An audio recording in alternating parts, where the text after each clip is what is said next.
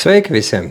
Mēs visi esam redzējuši to skālu ar emocijām, ja? To piramīdiņu, vai ne? Kur apakšā tur ir skumjas, bēdas un tam līdzīgi. Tad iet augšā dusmas un tad tur līdz pat vai ne, laimei un beigās ir apskaidrība. Vai ne? Un mēs skatāmies uz to skalu, vai ne?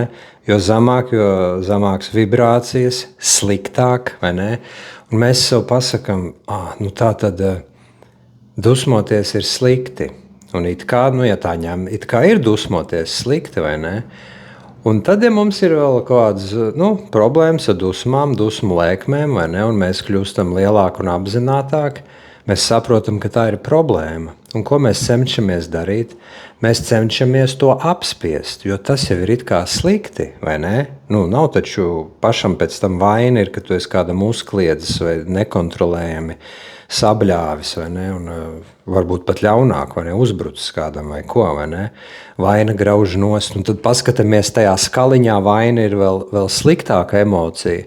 Un tas riņķa dancis atkārtojas. Bet ko mēs īstenībā daram ir, mēs apspiežam to emociju.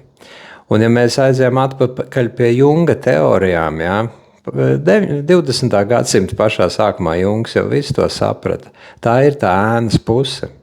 Ja tu viņu turpināsi apspiest, viņa vēl vairāk izpaudīsies kā vēl agresija, ļaunums, ja? Pat līdz veģetatīvai distonijai tur var aiziet. Tas viss ir apspiestas un galvenokārt neizdzīvotas emocijas bērnībā.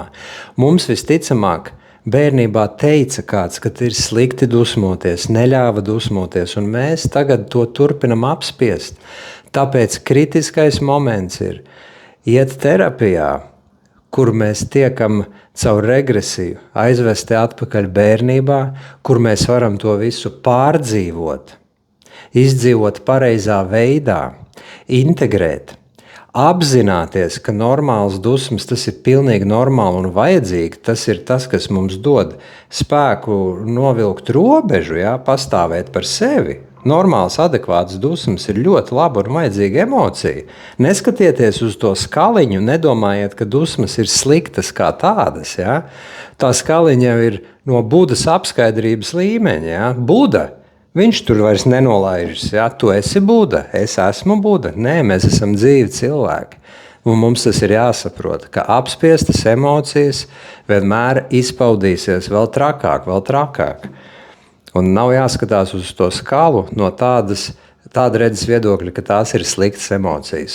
Nāc uz izaugsmesterapija.com, strādāsim!